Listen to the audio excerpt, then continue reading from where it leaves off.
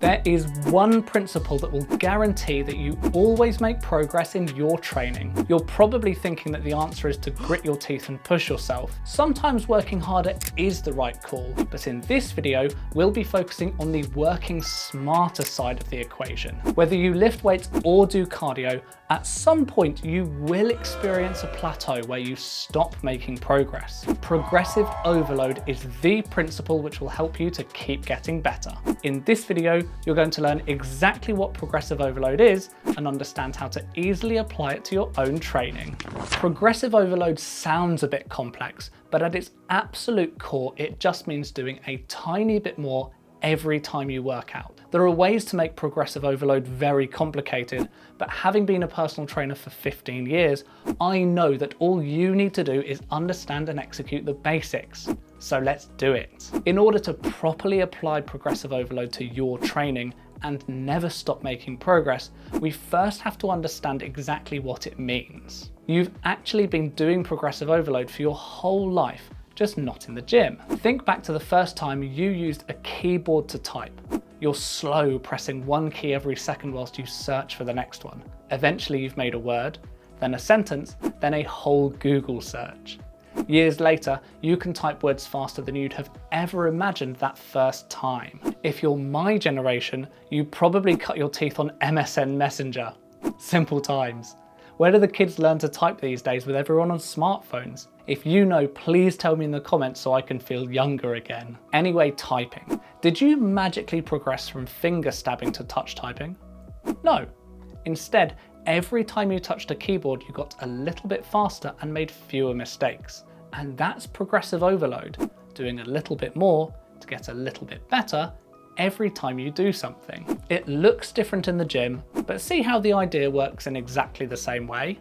Every time you train, you just need to get a tiny bit better than last time. But if it's that simple, why doesn't everyone get better without thinking, just like typing?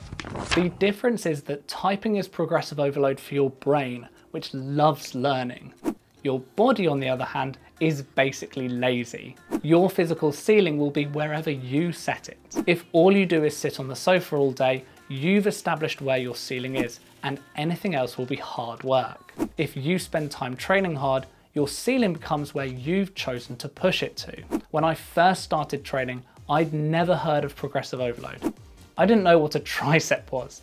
I made progress purely by being obsessed, consistent, and single-minded. Did I do some progressive overload? Yes, because I did try to do a little more than I had the week before, but it was a fortunate accident. You are lucky. You've just learned what progressive overload actually means. Now it's time to learn how to apply it. As I said earlier, progressive overload sounds a bit complex and you can make it as complicated as you want. But after 15 years and counting of working with real clients and helping them improve, I firmly believe that all you need to do is execute the basics flawlessly. So that's what we're going to do next. Let's look at the 5 best ways to actually do progressive overload. Method 1 is the most common progressive overload to do. It's changing the weight. Remember how your body establishes a ceiling? If you keep on doing the same weight, you'll have established your ceiling at that weight. Maybe you're leg pressing 50 kg.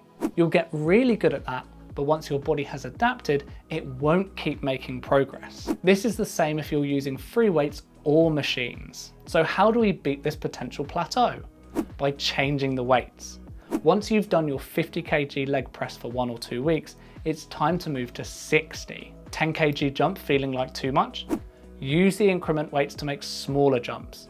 You might be able to see that this applies to cardio too. Rather than weight, it's speed. If you jog at an 8, your body will adapt to that and then plateau. Once you're good at 8, it's time to go up. Methods 2 and 3 are linked. It's your reps and sets, and this is probably the easiest way to start doing progressive overload. So many programs default to 3 sets of 10 to 12 reps.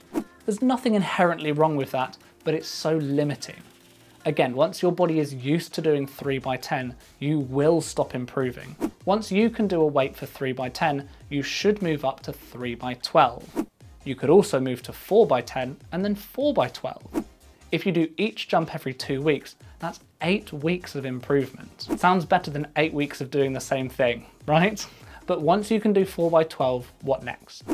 Use principle 1, go to a heavier weight for another 3x10, and run 8 weeks more progress. And that's got you making 4 months of improvements. Method 4 made the biggest difference to me way back in my fitness journey, and is particularly needed today as we all get distracted by our phones. It's changing your rest periods. If we think about the same 3x10 from a moment ago, how much rest are you taking in between each set? 60 seconds? 90? Maybe you're not sure.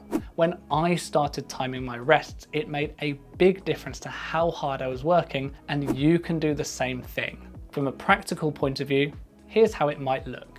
On week 1, you do 3x10 and rest for 90 seconds between each set. Week 2, you do 3x10 but rest 75 seconds. And then week 3, you do 3x10 with 60 seconds of rest. See how this makes it incrementally harder over time? That's progressive overload.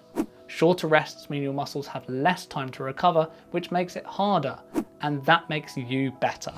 Our 5th method is the hardest to do, but is the most powerful. Can you guess it?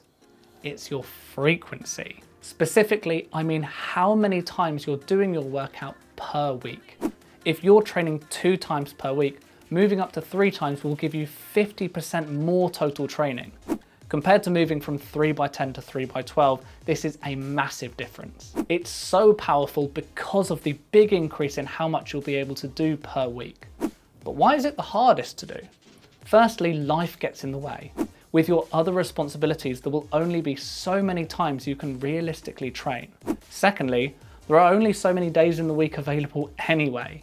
What this means for you is that adding an extra day per week will make a big difference. However, you'll need to use the other methods to keep making progress. You've just learned what progressive overload is and 5 different ways that you can actually do it. If you use the 5 methods we just spoke about, you've got at least 2 years of continuous improvement without doing anything hugely complicated. Did you notice what each of the 5 methods has in common? You're picking one variable and changing it to make your workout harder.